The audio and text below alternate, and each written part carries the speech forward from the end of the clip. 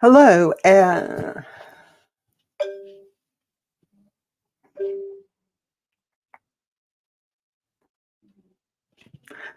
hello, everyone, and welcome to this week's Creator News Live for the week ending July 30th, 2023. I'm coming to you today from the San Francisco Bay Area, where we're having lovely, not too hot weather. I hope you're having a great weekend and it's not too hot where you are. All right, this week, I'm going to talk about some updates to monetization on Twitter, or I should say X, and Instagram. There's a couple YouTube updates and several more items. Thank you for joining me live today.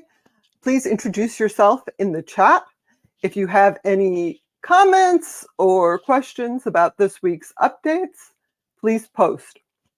Also, if you're interested in getting links and more detailed information, see the link to my weekly post in the video description. There's also a link to subscribe to my email newsletter, so you can get all the updates in your email inbox every Saturday. So first, I want to start out by mentioning I am using Twitter's quiz. Let me start again. I want to start out by mentioning I am using YouTube's quiz functionality. You can go to the posts tab on my channel and take this week's quiz, which is about what is the Pantone color of the year this year. And I'm wondering, do you actually use this color when you're making videos or images or promoting content and so forth? So be sure to visit the posts tab, the community tab on my YouTube channel to take this week's quiz.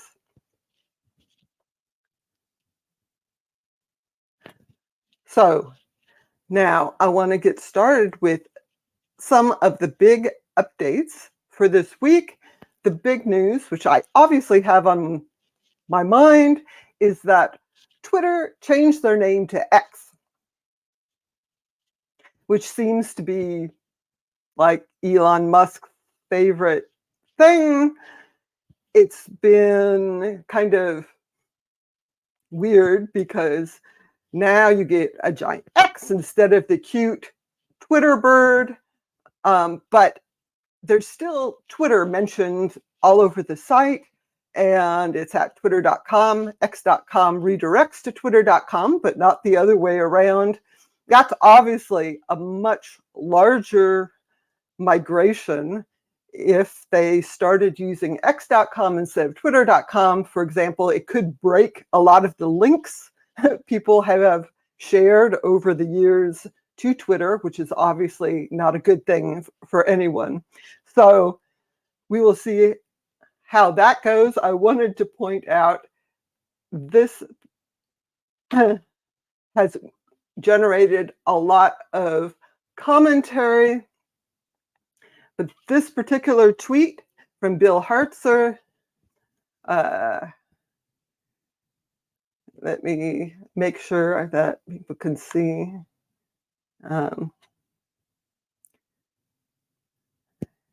My screen. All right, this tweet from Bill Hartzer made me laugh. He wrote, "For those of you who are going to edit the social icons on your website to change the Twitter bird to X, be assured that it's now safe to also remove the Google Plus icon at the same time." It made me laugh because if you go online, Google Plus shut down in 2019. There's still share with Google Plus icons all over the web. I expect the Twitter bird is not going to die so easily, and we'll be seeing it online for a long time. So that is my laugh for the week. It also makes me wonder how to change the icons on my website and so forth, because Like a lot of things Twitter X has been doing lately, this seems to have been an impulse change, not really planned in advance. So you can't actually go to the brand page. Like previously, there was a Twitter brand page. You could download official icons. It talked about, the colors and all this. There's no equivalent. The current logo for X seems to just be like a Unicode character. It's not actually something that's been designed. So it really seems a little premature to start updating things if the actual X logo may change in the future. The whole thing seems kind of crazy to me. Twitter has great brand recognition, but obviously X.com has been Elon's thing since the 90s, and he's been just waiting for the right website to use it for. So here we are. Apparently, they also added a giant lit up X on top of the headquarters building in San Francisco, and it like flashes bright lights right into the windows of the apartment complex that's across the street. So that must be fun.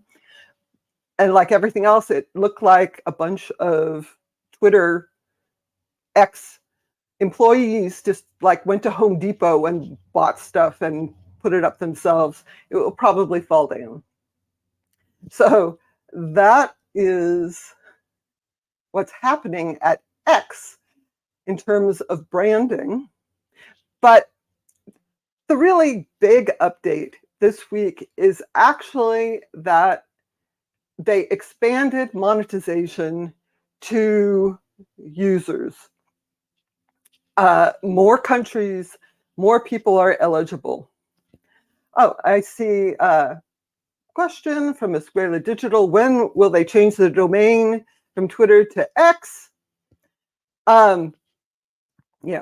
I have no idea, but if you go to x.com right now, it will redirect to Twitter. So they have the redirect from x.com to twitter.com. The redirect in the other direction likely is going to take a lot longer so that they don't break a lot of links across the web. Okay, so I wanted to share that X has now opened monetization to much more users. If you go into your settings and then to the monetization tab, you can see if your Twitter account, X account, is eligible. My account is not eligible, and it's not going to be, because for subscriptions, for example, you can see that the requirements are active in the past 30 days, be at least 18, and 500 followers, but you have to subscribe to Twitter Blue, X Blue. I'm sure they will fix that at some point to update all the places where the website says Twitter to X, but that hasn't happened yet. And if you want to have ad revenue sharing, you need to have 500 followers, have at least 15 million impressions on your posts, not tweets, but posts within the last 3 months. And this is an increase from the original requirements, which I think were 5 million impressions on your tweets. 15 million impressions is a lot. You have to subscribe to Twitter Blue or verified organizations.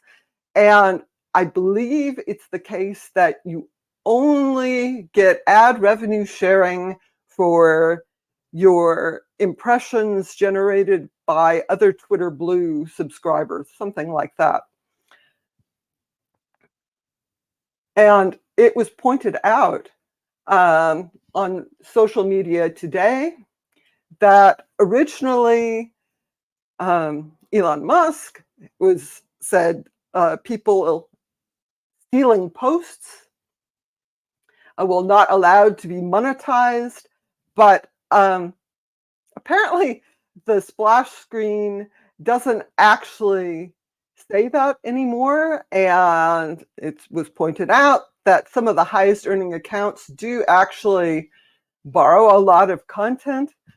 So So it will be interesting to see how this pans out, because on YouTube, for example,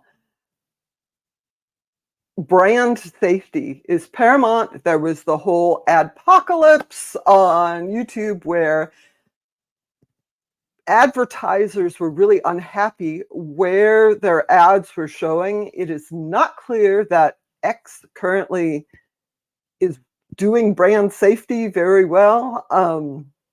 And so to get advertisers to pay, you need to assure them that their ads won't appear next to objectionable content. That requires some work. The current ad revenue sharing model actually incentivizes people to post things that get others riled up. So, if you want to get a lot of engagement or impressions on your X post, post something that makes people mad, that makes people riled up or super happy. It's really incentivizing that kind of content, which I think is bad overall. It doesn't incentivize quality in any way. It incentivizes this kind of negativity or dunking on people and so forth. But we'll see how that goes. I don't actually see a lot of the content in my own feed. I've started blocking anyone who posts something incredibly stupid. And it's improved my feed immensely. So I recommend block early and block often. So it's not just X that has updated its monetization this week. Instagram has opened up subscriptions to creators in more countries. So originally, Instagram only offered subscriptions to creators in the US. They've expanded that to a bunch more countries now. You check your account to see if you're eligible.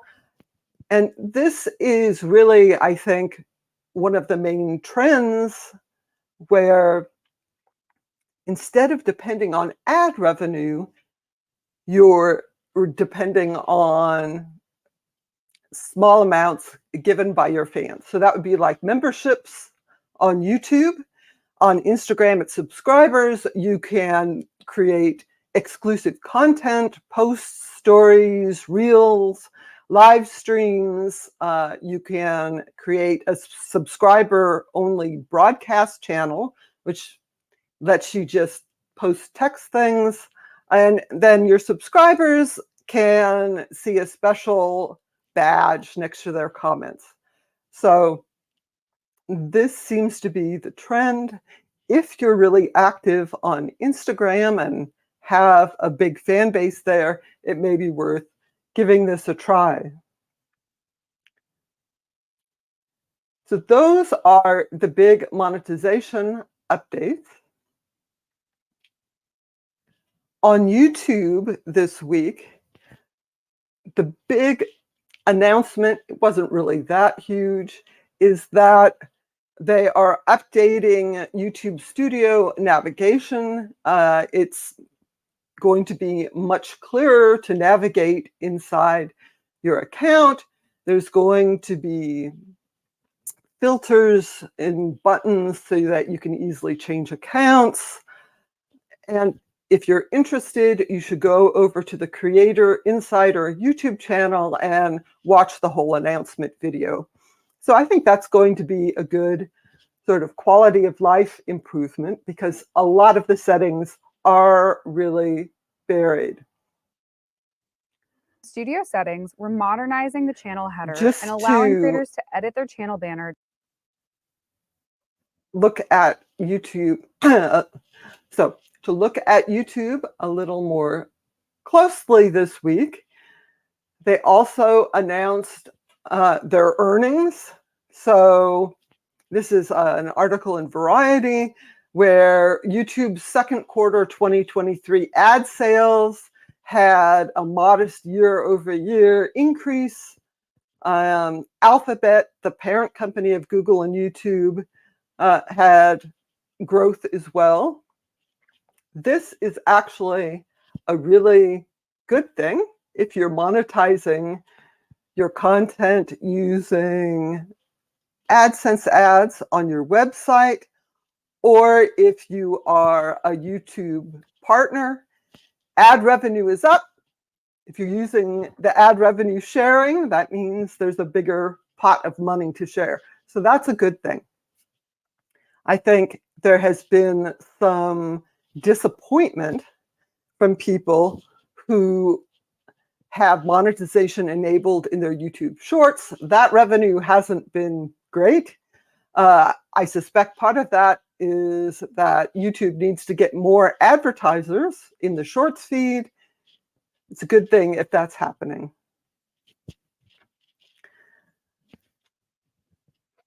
The next thing I did want to mention, I don't have a screenshot for, but on TikTok, they have enabled text posting. This seems like an interesting way to go. You know, TikTok, you think of short vertical videos. They do also have posts where you can share images. Now you can also share text.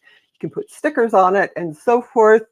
And it's a really good point there in the chat that all of the different platforms seem to come more and more similar to each other. They see which features are popular and then they implement those features. So there's kind of this convergence in different features. We see this partially on YouTube as well. On the community tab, on posts, you can now do quizzes. They're adding new features there. So even when people are mostly sharing videos or images, they obviously want to share text sometimes as well. Platforms that are mostly text, like Twitter X, also implement more video features because they want to keep people there. That's the bottom line. They don't want people to move to a different platform for different kinds of posting. So everything starts to be the same. We'll see where it all goes. It's always kind of interesting to see. I am not a TikTok user myself, but that's mostly because I haven't really figured out how to use it or seen things that really interest me particularly. I'm not as worried about the government tracking stuff, partially because there's tracking everywhere. Your phone company probably tracks you even more, and they sell your data openly everywhere. So if TikTok wanted this kind of statistical data, they could just go to the various phone companies in the US and just purchase that information. I also wanted to mention that this week, there is a new feature at StreamYard. So I am using StreamYard to stream today. They have a touch-up filter, and I'm using the touch-up filter today. We'll see if it makes me look like I'm made out of plastic or something. This is one of the AI tools that they've implemented. They also have background noise reduction and some other features as well. So I think that this is really one of the best things that's coming out of the AI craze, not so much generating content, which is usually not very high quality, but being able to enhance the things you're already doing. So I thought that was an interesting update. I also wanted to mention that this is going to be my last week using StreamYard. So for the first couple months when I did this live stream, I was using the live streaming in Google Meet. I've been using StreamYard recently, and then starting next week, I'm going to try out using Restream, which is another platform, browser-based, and see how that works. My plan is to try a bunch of these different streaming platforms that let me stream from my Chromebook, which is what I'm using. So it's all browser based, and then I'll write up a comparison because I think there's a lot of information out there that's aimed at people who have fancier setups on desktop computers running Windows or Mac OS rather than Chromebooks. So I will be doing that. That's why I'm live streaming, partially to practice talking on camera, which I'm not really great at doing, but also see how these platforms work. I think the only way to really test that is by using them. So those are the updates for this week. Thank you so much for joining me. Escuela Digital has a question. I don't use StreamYard. Is this better than OBS plus YouTube Live? OBS plus YouTube Live is going to give you a lot more hands-on options. So if you have that and you're comfortable using that, that's great. StreamYard offers a whole bunch of features built into the browser. So I'm using a free account. If you have a paid account, you can get rid of the StreamYard icon and record. They have a whole bunch of features. And the nice thing is that you're offloading some of the live streaming management to the platform. Rather in OBS, you have to do a lot more yourself, but it gives you a lot more control. So I like StreamYard a lot. It's actually really easy to use. It's really nice. You can get your YouTube live comments right inside your control center here. So that is what I'm using, and I'm going to try a couple more platforms and then write up a comparison, because I think the nice thing is that you don't have to learn to do much fancy. It's all very simple. Of course, if you want to be a professional live streamer, you probably do want to end up using OBS or more professional software. That's not what I'm doing. So I will keep everyone updated on how it goes. Thank you so much for joining me live today. If you're watching the recording, drop a note in the comments if you have any interesting observations or questions. I will see you all here, same place, same time next week.